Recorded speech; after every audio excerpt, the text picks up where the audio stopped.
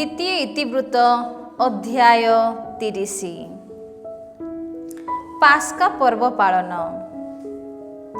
ପ୍ରଭୁ ଇସ୍ରାଏଲର ଈଶ୍ୱରଙ୍କର ପାସ୍କା ଉତ୍ସବ ଯେ ଜେରୁସାଲେମର ପାଳନ କରିବା ପାଇଁ ପ୍ରଭୁଙ୍କ ଆଳୟକୁ ଆସିବା ସକାଶେ ଇସ୍ରାଏଲ ଓ ଜୁଦାବାସୀଙ୍କୁ ଲୋକ ପଠାଇ ସେ ଆମନ୍ତ୍ରଣ କଲେ ଏବଂ ଏଫ୍ରାଇମ୍ ଓ ମାନାସେ ଗୋଷ୍ଠୀର ଲୋକଙ୍କୁ ପତ୍ର ଜରିଆରେ ଡକାଇଲେ। ରାଜା ଓ ତାଙ୍କର ସହବର୍ତ୍ତୀ ଶାସକଗଣ ଓ ଜେରୁସାଲେମବାସୀ ଜନତା ଦ୍ୱିତୀୟ ମାସରେ ପାସ୍କା ଉତ୍ସବ ପାଳନ କରିବା ପାଇଁ ନିଷ୍ପତ୍ତି ନେଲେ। ପାସ୍କା ଉତ୍ସବକୁ ଯଥାଚିତ ସମୟରେ ପାଳନ କରିବା ପାଇଁ ସେମାନେ ଅସମର୍ଥ ଥିଲେ, କାରଣ ସେଥିପାଇଁ ଆବଶ୍ୟକ ଯାଜକମାନେ ସଂଖ୍ୟା ଅନୁସାରେ ନିଜ ନିଜକୁ ଶୁଦ୍ଧପୂତ କରିନଥିଲେ ଓ ସମସ୍ତ ଜନତା ଜେରୁସାଲେମରେ ସମବେତ ମଧ୍ୟ ହୋଇନଥିଲେ। ଦ୍ୱିତୀୟ ମାସରେ ପର୍ବ ପାଳନ କରିବା ଉତ୍ତମ ବୋଲି ରାଜା ଓ ଜନମଣ୍ଡଳୀ ମନେ କଲେ। ସୁତରାଂ ଜନତା ଜେରୁସାଲେମକୁ ଆସି ପ୍ରଭୁ ଇସ୍ରାଏଲର ଈଶ୍ୱରଙ୍କ ପାସ୍କା ଉତ୍ସବ ପାଳନ କରିବା ଉଚିତ। ବେର୍ଷେବାଠାରେ ଦାନ ପର୍ଯ୍ୟନ୍ତ ବିସ୍ତୃତ ସମସ୍ତ ଇସ୍ରାଏଲୀୟ ଦେଶର ଏହିପରି ଏକ ବିଜ୍ଞାପନା ଘୋଷଣା କରିବାକୁ ସେମାନେ ଆଦେଶ ଦେଲେ। ସେ ସମୟ ପର୍ଯ୍ୟନ୍ତ ନିୟମ ଅନୁଯାୟୀ ବହୁ ସଂଖ୍ୟକ ଲୋକ ତାହା ପାଳନ କରିନଥିଲେ। ସୁତରାଂ ରାଜା ଓ ତାଙ୍କର ସହବର୍ତ୍ତୀ ଶାସକମାନଙ୍କ ଦ୍ୱାରା ରଚିତ ପତ୍ର ନେଇ ଦୂତମାନେ ସମଗ୍ର ଇସ୍ରାଏଲ ଓ ଜୁଦାରେ ପର୍ଯ୍ୟଟନ କଲେ। ରାଜାଙ୍କ ଆଦେଶ ମୁତାବକ ସେମାନେ ଘୋଷଣା କଲେ, ହେ ଇସ୍ରାଏଲ ଜନତା, ଆସିରିଆର ରାଜାମାନଙ୍କ ହସ୍ତରୁ ରକ୍ଷା ପାଇ ଅବଶିଷ୍ଟ ଥିବା ତୁମ୍ଭମାନଙ୍କ ପ୍ରତି ସେ ଯେପରି ଦୟାର ସହ ଦୃଷ୍ଟିପାତ କରନ୍ତି, ସେଥିପାଇଁ ତୁମ୍ଭେମାନେ ଆବ୍ରାହାମ, ଇସାହାକ ଓ ଇସ୍ରାଏଲର ପ୍ରଭୁ ଈଶ୍ୱରଙ୍କ ସନ୍ନିଧାନକୁ ଫେରି ଆସ। ଯେଉଁମାନେ ପ୍ରଭୁ ସେମାନଙ୍କ ଈଶ୍ୱରଙ୍କ ପ୍ରତି ଅବିଶ୍ୱସ୍ତ ହୋଇଥିଲେ, ତୁମରି ସେହି ପିତୃପୁରୁଷ ଗଣ ଓ ଭ୍ରାତାମାନଙ୍କ ସଦୃଶ ଆଚରଣ କର ନାହିଁ। ତୁମ୍ଭେମାନେ ଦେଖିପାରୁଥିବା ଭଳି ସେମାନଙ୍କୁ ବିନଷ୍ଟ କଲେ। ତୁମ ପିତୃପୁରୁଷମାନଙ୍କ ଭଳି ଅନମ୍ୟ ହୁଅ ନାହିଁ, ବରଂ ତୁମ୍ଭେମାନେ ପ୍ରଭୁଙ୍କର ଅନୁଗତ ହୁଅ। ତାହାଙ୍କର ପ୍ରଚଣ୍ଡ କ୍ରୋଧ ତୁମ ନିକଟରୁ ଦୂର ହେବା ପାଇଁ ପ୍ରଭୁ ତୁମ ଈଶ୍ୱରଙ୍କ ଦ୍ୱାରା ଚିରକାଳ ବ୍ୟାପୀ ପୂତ ପବିତ୍ର କରାଯାଇଥିବା ତାହାଙ୍କର ଆଳୟକୁ ଆସି ତାହାଙ୍କର ସେବା କର। ତୁମ୍ଭେମାନେ ଯଦି ପ୍ରଭୁଙ୍କ ସନ୍ନିଧାନକୁ ଫେରିବ, ତେବେ ଯେଉଁମାନେ ତୁମ ଭ୍ରାତା ଓ ପୁତ୍ରମାନଙ୍କୁ ବନ୍ଦୀ କରିଥିଲେ, ସେମାନଙ୍କ ସମ୍ମୁଖରେ ସେମାନେ ଦୟା ଲାଭ କରିବେ ଓ ଏହି ଦେଶକୁ ଫେରି ଆସିବେ, କାରଣ ପ୍ରଭୁ ତୁମ ଈଶ୍ୱର କରୁଣାମୟ ଓ ଦୟାଳୁ ଅଟନ୍ତି। ସୁତରାଂ ତୁମେମାନେ ଯଦି ତାହାଙ୍କ ସନ୍ନିଧାନକୁ ଫେରି ଆସିବ, ତେବେ ସେ ତୁମଠାରୁ ନିଜ ମୁଖ ବୁଲାଇବେ ନାହିଁ। ଦୂତମାନେ ନଗରକୁ ନଗର ଏହିପରି ଘୋଷଣା କରି ଏଫ୍ରାଇମ୍, ମାନାସେ ଓ ସେବୁଲୁନ ପର୍ଯ୍ୟନ୍ତ ଦେଶାଟନ କଲେ, କିନ୍ତୁ ଜନତା ସେମାନଙ୍କୁ ତାଚ୍ଛଲ୍ୟର ସହ ଉପହାସ କଲେ। ଆସେର, ମାନାସେ ଓ ସେବୁଲୁନ ଗୋଷ୍ଠୀତ୍ରୟ ମଧ୍ୟରୁ କେବଳ ସ୍ୱଳ୍ପ ସଂଖ୍ୟକ ଲୋକ ନିଜକୁ ବିନମ୍ର କରି ଜେରୁସାଲେମକୁ ଆସିଲେ। ପ୍ରଭୁ କଥିତ ବଚନ ଅନୁଯାୟୀ ରାଜା ଓ ତାଙ୍କର ସହବର୍ତ୍ତୀ ଶାସକମାନଙ୍କ ଦ୍ୱାରା ବିଜ୍ଞାପିତ ଆଦେଶ କାର୍ଯ୍ୟକାରୀ କରିବା ପାଇଁ ଜୁଦାର ଲୋକେ ଏକ ମନା ହେବା ସକାଶେ ପ୍ରଭୁଙ୍କ ହସ୍ତ ସେମାନଙ୍କ ସହବର୍ତ୍ତୀ ଥିଲା। ପାସ୍କା ଓ ତାଡ଼ି ରହିତ ରୁଟିର ଉତ୍ସବ। ଦ୍ୱିତୀୟ ମାସରେ ତାଡ଼ି ରହିତ ରୁଟିର ଉତ୍ସବ ପାଳନ କରିବା ନିମନ୍ତେ ଏକ ବିରାଟ ଜନମଣ୍ଡଳୀ ଜେରୁସାଲେମରେ ଏକତ୍ରିତ ହେଲେ।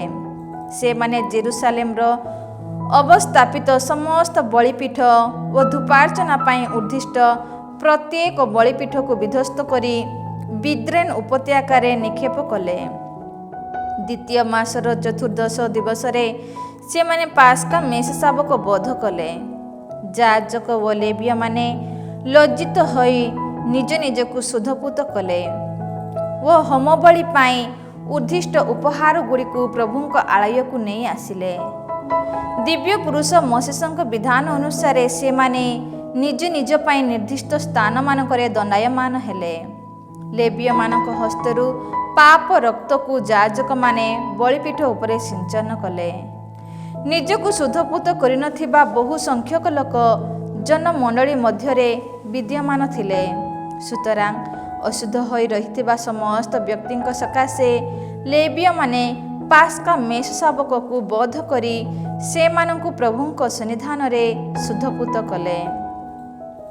ସଂଖ୍ୟାଧିକ ଲୋକେ ଅର୍ଥାତ୍ ଏଫ୍ରାଇମ୍, ମନାସେ, ଇସାକାର ଓ ସେବୁଲୁନ୍ ଗୋଷ୍ଠୀର ଅଧିକାଂଶ ବ୍ୟକ୍ତି ନିଜ ନିଜକୁ ଶୁଦ୍ଧପୂତ କରିନଥିଲେ। ତଥାପି ସେମାନେ ଐବ୍ୟାଧାନିକ ଭାବେ ପାସ୍କା ଭକ୍ଷଣ କଲେ। ହେଜିକିଆ ସେମାନଙ୍କ ନିମନ୍ତେ ପ୍ରାର୍ଥନା କରି କହିଲେ, ଦେବାଳୟ ଦ୍ୱାରା ନିରୂପିତ ଶୁଦ୍ଧିକରଣ ନିୟମ ଅନୁଯାୟୀ ନିଜକୁ ଶୁଦ୍ଧପୂତ କରିନଥିଲେ ସୁଦ୍ଧା ପ୍ରଭୁ ସେମାନଙ୍କ ପିତୃପୁରୁଷମାନଙ୍କ ଈଶ୍ୱରଙ୍କର ଅଭୀଷ୍ଟ ଯେଉଁମାନେ ସନ୍ଧାନ କରନ୍ତି ସେମାନଙ୍କ ପ୍ରତି ମଙ୍ଗଳମୟ ପ୍ରଭୁ କ୍ଷମା ଦେବାକୁ ସଦୟ ହୁଅନ୍ତୁ।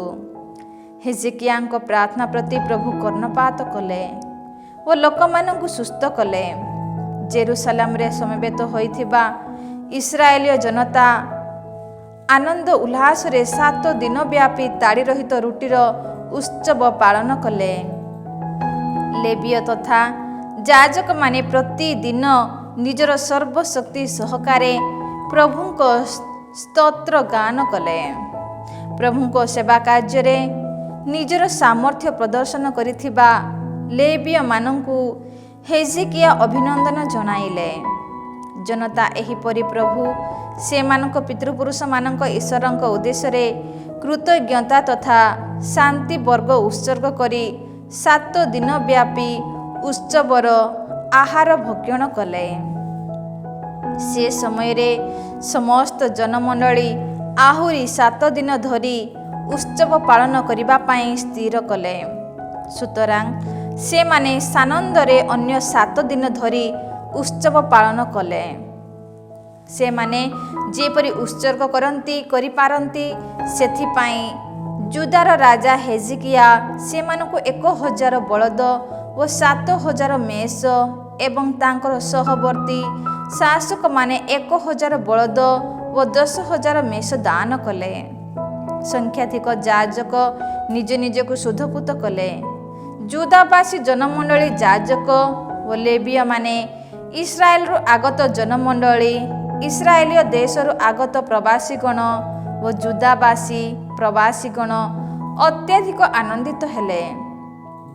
ଏହିପରି ସମଗ୍ର ଜେରୁସାଲେମ ଆନନ୍ଦରେ ଭରିଗଲା, କାରଣ ଇସ୍ରାଏଲର ରାଜା ଦାବିଦଙ୍କ ପୁତ୍ର ସଲୋମନଙ୍କ ରାଜତ୍ୱ ଦିନଠାରୁ ଏପରି ଏକ ଉତ୍ସବ କେବେ ହେଁ ସେଠାରେ ପାଳିତ ହୋଇନଥିଲା।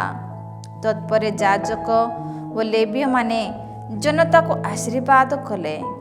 ସେମାନଙ୍କ ସ୍ୱର ଓ ପ୍ରାର୍ଥନା ସ୍ୱର୍ଗଧାମରେ ପ୍ରଭୁଙ୍କ ପବିତ୍ର ବସତି ସ୍ଥାନରେ ଆସି ପହଞ୍ଚିଲା। ଦ୍ୱିତୀୟ ଇତିବୃତ୍ତ ଅଧ୍ୟାୟ 31। ପିତୁଳା ପୂଜାର ଉତ୍ପାଟନ। ଏହାପରେ ସେଠାରେ ସମବେତ ଇସ୍ରାଏଲୀୟ ଜନତା ଜୁଦାର ନଗରୀ ସମୂହକୁ ଯାତ୍ରା କରି ସ୍ତମ୍ଭ ଗୁଡ଼ିକୁ ଖଣ୍ଡ ବିଖଣ୍ଡ କଲେ। ଆଶେରିମ୍ ପ୍ରତିମୂର୍ତ୍ତି ଗୁଡ଼ିକୁ କାଟିଦେଲେ ଓ ଜୁଦା, ବେଞ୍ଜାମିନ୍, ଏଫ୍ରାଇମ୍, ମନାସେ ପ୍ରଭୃତି ଦେଶମାନଙ୍କର ଉଚ୍ଚ ପୂଜାସ୍ଥଳୀ ତଥା ଯାଗପୀଠ ଗୁଡ଼ିକୁ ବିଧ୍ୱସ୍ତ କଲେ। ତତ୍ପରେ ଇସ୍ରାଏଲୀୟ ଜନତା ନିଜ ନିଜର ନଗରୀ ତଥା ଅଧିକାରାଂଶକୁ ଫେରିଗଲେ। ଦଳ ବିଭାଗ ଅନୁସାରେ ସମ୍ପାଦନ କରିବାକୁ ଥିବା ସେବା କର୍ମ ପାଇଁ ଯାଜକ ଓ ଲେବୀୟମାନଙ୍କୁ ହେଜିକିଆ ଦଳରେ ବିଭକ୍ତ କଲେ ଓ ହୋମବଳି ତଥା ଶାନ୍ତିବଳି ଉତ୍ସର୍ଗ କରିବା, ପ୍ରଭୁଙ୍କ ଛାଉଣୀର ଦ୍ୱାରଗୁଡ଼ିକରେ ସେବା କରିବା ଏବଂ କୃତଜ୍ଞତା ଅର୍ପଣ ତଥା ପ୍ରଶଂସା ଗାନ କରିବା ପାଇଁ ସେମାନଙ୍କୁ ନିଯୁକ୍ତ କଲେ। ପ୍ରଭୁଙ୍କ ବିଧି ବିଧାନ ଗ୍ରନ୍ଥରେ ଉଲ୍ଲେଖିତ ଥିବା ଅନୁଯାୟୀ ପ୍ରତି ପ୍ରାତ ତଥା ସାୟଂକାଳରେ ଅର୍ପିତ ହୋମବଳି ଏବଂ ସାବତ, ଅମାବାସ୍ୟା ତଥା ନିର୍ଦ୍ଦିଷ୍ଟ ଉତ୍ସବ ଦିନମାନଙ୍କରେ ଉତ୍ସର୍ଗିତ ହୋମବଳି ପାଇଁ ରାଜା ତାଙ୍କ ସମ୍ପଦରୁ ଏକ ଅଂଶ ପ୍ରଦାନ କଲେ। ଯାଜକ ତଥା ଲେବୀୟମାନେ ଯେପରି ପ୍ରଭୁଙ୍କ ବିଧାନ ପ୍ରତି ଅନୁରକ୍ତ ହୋଇ ନିଜ ନିଜକୁ ଉତ୍ସର୍ଗ କରନ୍ତି, ସେଥିପାଇଁ ସେମାନଙ୍କ ପ୍ରତି ଉଦ୍ଦିଷ୍ଟ ଅଂଶ ହେବା ସକାଶେ ହେଜେକିଆ ଜେରୁସାଲେମବାସୀ ଲୋକଙ୍କୁ ଆଦେଶ ଦେଲେ। ଆଦେଶ ଘୋଷିତ ହେବା ମାତ୍ରେ ଇସ୍ରାଏଲୀୟ ଜନତା ପ୍ରଚୁର ଭାବେ ଶସ୍ୟ, ଦ୍ରାକ୍ଷାରସ, ତୈଳ, ମଧୁ ତଥା କ୍ଷେତ ଉତ୍ପନ୍ନ ଅନ୍ୟ ସମସ୍ତ ପଦାର୍ଥର ପ୍ରଥମ ଫଳ ସେମାନଙ୍କୁ ଦେଲେ। ସେମାନେ ସେ ସମସ୍ତର ଏକ ଦଶମାଂଶ ପ୍ରଚୁର ଭାବେ ସେମାନଙ୍କୁ ପ୍ରଦାନ କଲେ। ଜୁଦାର ନଗରୀଗୁଡ଼ିକରେ ବାସ କରିଥିବା ଇସ୍ରାଏଲୀୟ ତଥା ଜୁଦାବାସୀମାନେ ମେଷ ତଥା ପଶୁପଲ ଗୁଡ଼ିକର ଏକ ଦଶମାଂଶ ଓ ପ୍ରଭୁ ସେମାନଙ୍କ ଈଶ୍ୱରଙ୍କ ଉଦ୍ଦେଶ୍ୟରେ ଉତ୍ସର୍ଗିତ ଉପହାର ପଦାର୍ଥ ମଧ୍ୟ ଘେନି ଆଣି ଗଦା କଲେ। ସେମାନେ ତୃତୀୟ ମାସରେ ସେହି ଦ୍ରବ୍ୟ ସବୁ ନେଇ ଆସି ଗଦା କରିବାକୁ ଆରମ୍ଭ କଲେ ଓ ସପ୍ତମ ମାସରେ ତାହା ସମାପ୍ତ କଲେ। ହେଜେକିଆ ଓ ଶାସକମାନେ ଆସି ସେ ସମସ୍ତ ଦେଖିବା ବେଳେ ପ୍ରଭୁ ଓ ତାହାଙ୍କର ସ୍ୱଜନ ଇସ୍ରାଏଲୀୟମାନଙ୍କର ପ୍ରଶଂସା ଗାନ କଲେ। ଯାଜକ ଓ ଲେବୀୟମାନଙ୍କୁ ହେଜେକିଆ ଗଦା କରାଯାଇଥିବା ସେହି ପଦାର୍ଥ ସମ୍ବନ୍ଧରେ ପ୍ରଶ୍ନ କଲେ। ସାଦୋକୀୟ ବଂଶଜ ମୁଖ୍ୟ ଯାଜକ ଆସାରିଆ ତାହାଙ୍କୁ କହିଲେ, ପ୍ରଭୁଙ୍କ ଆଳୟକୁ ଏ ସମସ୍ତ ଉପହାର ନେଇ ଆସିବା ପାଇଁ ଜନତା ଆରମ୍ଭ କରିଥିବା ଦିନଠାରୁ ଆମ୍ଭେମାନେ ଯଥେଷ୍ଟ ଭୋଜନ କରୁଅଛୁ ଓ ପ୍ରଚୁର ପରିମାଣରେ ତାହା ଅବଶିଷ୍ଟ ହୋଇ ରହିଛି। ପ୍ରଭୁ ତାହାଙ୍କ ସୃଜନମାନଙ୍କୁ ଆଶୀର୍ବାଦ କରିଛନ୍ତି, ତେଣୁ ଆମେ ଏପରି ପ୍ରଚୁର ପଦାର୍ଥ ପ୍ରାପ୍ତ ହୋଇଅଛୁ। ଏହାପରେ ଦେବାଳୟରେ ଭଣ୍ଡାର ପ୍ରକୋଷ୍ଠ ଗୁଡ଼ିକ ନିର୍ମାଣ କରିବା ପାଇଁ ହେଜେକିଆ ଆଦେଶ ଦେଲେ। ସେମାନେ ତାହା ପ୍ରସ୍ତୁତ କଲେ। ଆଉ ସେମାନେ ଚାନ୍ଦା ଦଶମାଂଶ ତଥା ଅନ୍ୟାନ୍ୟ ଉତ୍ସର୍ଗିତ ଉପହାର ଗୁଡ଼ିକ ତନ୍ମଧ୍ୟକୁ ବିଶ୍ୱସ୍ତତାର ସହ ନେଇ ଆସିଲେ। ଲେବୀୟ, କାନାନୀୟ ସେ ସମସ୍ତର ମୁଖ୍ୟ ତତ୍ତ୍ୱାବକ ଧାରକ ଥିଲା ଓ ତାର ସହୋଦର ସିମେଇ ତାର ସହାୟକ ଥିଲା। ରାଜା ହେଜେକିଆ ଓ ଦେବାଳୟର ମୁଖ୍ୟ କର୍ମଚାରୀ ଆସାରିଆର ଆଦେଶ ମୁତାବକ ଜେହିଏଲ, ଆସାସିଆ, ନାହାତ, ଆସାହେଲ, ଜେରିମୋଥ, ଯୋଷାବାଦ, ଏଲିଏଲ, ଇସ୍ମାଖାୟା, ମହାତ, ବେନାଇଆ ପ୍ରଭୃତି ବ୍ୟକ୍ତିଗଣ କାନାନୀୟ ଓ ତାର ଭ୍ରାତା ସିମେଇର ସହାୟକ ଥିଲେ। ଲେବୀୟ ଇନ୍ମାନର ପୁତ୍ର ଓ ପୂର୍ବ ଦିଗସ୍ଥ ଦ୍ୱାରର ଦ୍ୱାର ରଖି ଈଶ୍ୱରଙ୍କ ଉଦ୍ଦେଶ୍ୟରେ ସ୍ୱେଚ୍ଛା ମୁତାବକ ଉତ୍ସର୍ଗିତ ଉପହାର ବସ୍ତୁ ସମୂହର ତତ୍ତ୍ୱାବଧାରକ ଥିଲା। ପ୍ରଭୁଙ୍କ ଉଦ୍ଦେଶ୍ୟରେ ଉତ୍ସର୍ଗିତ ହେବାକୁ ଥିବା ବଳି ବସ୍ତୁକୁ ତଥା ପବିତ୍ରତମ ଉପହାର ସବୁକୁ ସେ ବିଭକ୍ତ କଲେ। ଅନ୍ୟ ନଗରୀ ଗୁଡ଼ିକରେ ବାସ କରିଥିବା ବୃଦ୍ଧ କିମ୍ବା ଯୁବା ଯାଜକ ଭ୍ରାତାମାନଙ୍କ ମଧ୍ୟରେ ଦଳ ଅନୁଯାୟୀ ସେମାନଙ୍କର ଅଂଶ ବିଶେଷକୁ ବିଭକ୍ତ କରିବା ପାଇଁ ଏଦନ, ମିନିୟାମିନ, ଯୋଶୁଆ, ସେମାଇଆ, ଆମାରିଆ ଓ ସେକାନିଆ ତାର ସହାୟକ ଥିଲେ। ବଂଶାବଳୀ ଅନୁସାରେ ଦଳରେ ବିଭକ୍ତ ହୋଇ ତାଲିକାଭୁକ୍ତ ହୋଇଥିବା ଓ ପାଳି ଅନୁସାରେ ପ୍ରତିଦିନ ଦେବାଳୟରେ ସେବା କରିବା ପାଇଁ ଆସୁଥିବା 3 ବର୍ଷ ତଥା ତତ୍ତ୍ୱାଧିକ ବୟସ୍କ ପୁରୁଷମାନେ ପୂର୍ବୋକ୍ତ ଦଳରେ ଅନ୍ତର୍ଭୁକ୍ତ ହୋଇନଥିଲେ। ଯାଜକମାନେ ନିଜ ନିଜର ପିତୃକୁଳ ଅନୁସାରେ ତାଲିକାଭୁକ୍ତ ହେଲେ। ଲେବୀୟମାନଙ୍କ ମଧ୍ୟରୁ 20 ବର୍ଷ ତଥା ତତ୍ତ୍ୱାଧିକ ବୟସ୍କ ବ୍ୟକ୍ତିଗଣ ସେମାନଙ୍କ ଦଳ ବିଭାଗ ଓ ପ୍ରତ୍ୟେକଙ୍କ ଦ୍ୱାରା ଅର୍ପିତ ହେବାକୁ ଥିବା ସେବା କର୍ମ ଅନୁଯାୟୀ ତାଲିକାଭୁକ୍ତ ହେଲେ।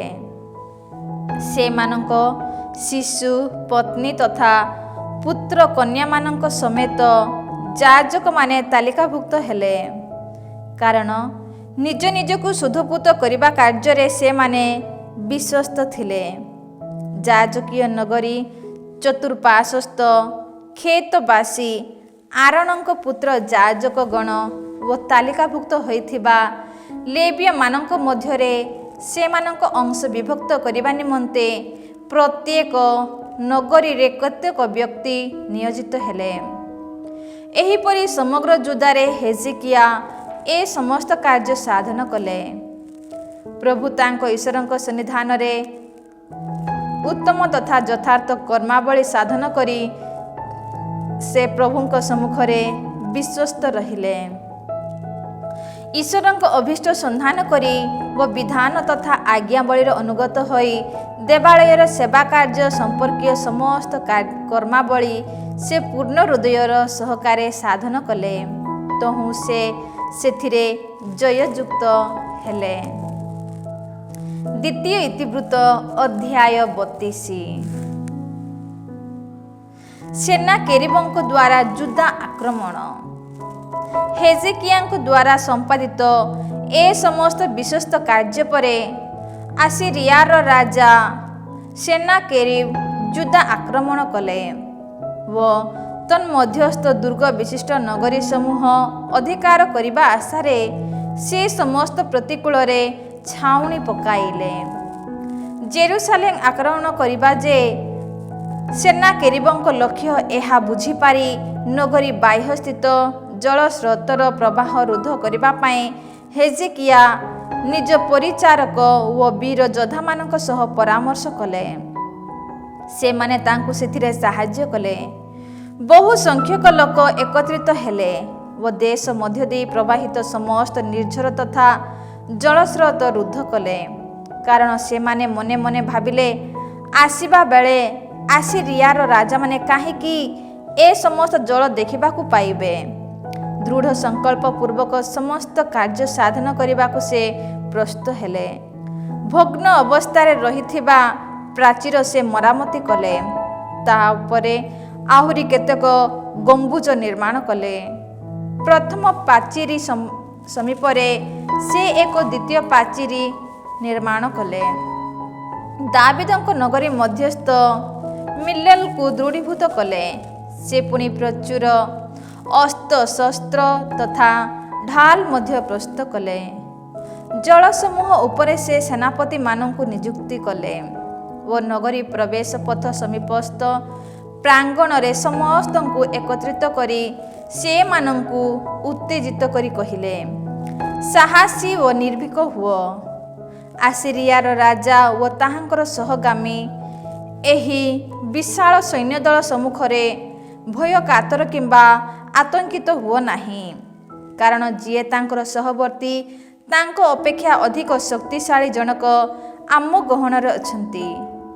ତାଙ୍କ ସହ କେବଳ ଏକମାତ୍ର ମାଂସ ମାତ୍ର ହସ୍ତ ରହିଛି। କିନ୍ତୁ ପ୍ରଭୁ ଆମ ଈଶ୍ୱର ଆମ ସହବର୍ତ୍ତୀ ଅଟନ୍ତି। ସେ ଆମର ସହାୟକ ହେବେ ଓ ଆମ ପାଇଁ ସଂଗ୍ରାମ କରିବେ। ଯୁଦାର ରାଜା ହେଜେକିଆଙ୍କର ଏ ସମସ୍ତ ବାକ୍ୟ ଶୁଣି ଜନତା ସାହସ ସଞ୍ଚୟ କଲେ। ତାଙ୍କ ସମସ୍ତ ସୈନ୍ୟ ସମେତ ଲାଖିସ୍ ଅବରୋଧ କରିଥିବା ଆସିରିଆର ରାଜା ସେନାକେରିବ ତାଙ୍କ ପରିଚାରକମାନଙ୍କୁ ଜେରୁସାଲେମକୁ ପଠାଇ ଯୁଦାର ରାଜା ହେଜେକିଆ ଓ ଜେରୁସାଲେମବାସୀ ଯିହୁଦୀମାନଙ୍କୁ କହିଲେ, ଆସିରିଆର ରାଜା ସେନାକେରିବ କହନ୍ତି, କାହା ଉପରେ ଭରସା ରଖି ତୁମ୍ଭେମାନେ ଜେରୁସାଲେମରେ ପ୍ରତିରୋଧର ବ୍ୟବସ୍ଥା କରିଅଛ। ହେଜେକିଆ ଯେତେବେଳେ କହନ୍ତି, ପ୍ରଭୁ ଆମ ଈଶ୍ୱର ଆମ୍ଭମାନଙ୍କୁ ଆସିରିଆର ରାଜାଙ୍କ ହସ୍ତରୁ ମୁକ୍ତ କରିବେ, ସେତେବେଳେ ତୁମ୍ଭେମାନେ ଯେପରି କ୍ଷୁଧାତୁର ତଥା ତୃଷାତୁର ହୋଇ ମୃତ୍ୟୁବରଣ କର, ସେଥିପାଇଁ ସେ କ'ଣ ତୁମ୍ଭମାନଙ୍କୁ ବିବ୍ରତ କରୁନାହାନ୍ତି? ଏକମାତ୍ର ବଳିପୀଠ ସମ୍ମୁଖରେ ତୁମ୍ଭେମାନେ ଉପାସନ କରିବ ଓ ତାହା ଉପରେ ତୁମେ ହୋମବଳି ଉତ୍ସର୍ଗ କରିବ। ଏହିପରି କହି ଏହି ହେଜେକିଆ କ'ଣ ପ୍ରଭୁଙ୍କ ଉଚ୍ଚ ପୂଜାସ୍ଥଳୀ ତଥା ବଳିପୀଠ ସବୁକୁ ବିଧ୍ୱସ୍ତ କରିନାହାନ୍ତି? ମୁଁ ଓ ମୋର ପିତୃପୁରୁଷମାନେ ଅନ୍ୟ ସମସ୍ତ ଜନତା ପ୍ରତି ଯାହା କରିଅଛୁ, ତୁମ୍ଭେମାନେ କ'ଣ ତାହା ଜାଣ ନାହିଁ? ସେହି ଦେଶବାସୀ ଜାତି ସକଳର ଦେବମାନେ କ'ଣ ସେମାନଙ୍କ ଦେଶକୁ ମୋ ହସ୍ତରୁ ରକ୍ଷା କରିପାରିଲେ? ଯେଉଁ ଜାତି ସମୂହର ଦେବମାନଙ୍କୁ ମୋର ପିତୃପୁରୁଷମାନେ ସମ୍ବୁଳେ ନିଶ୍ଚିହ୍ନ କରିଥିଲେ, ସେମାନଙ୍କୁ ସେହି ଦେବମାନେ ମୋ ହସ୍ତରୁ ରକ୍ଷା କରିପାରିନଥିଲେ, ତେବେ ତୁମେ ଈଶ୍ୱରଙ୍କ କ'ଣ ତୁମମାନଙ୍କୁ ମୋ ହସ୍ତରୁ ରକ୍ଷା କରିବା ପାଇଁ ସମର୍ଥ ହେବେ?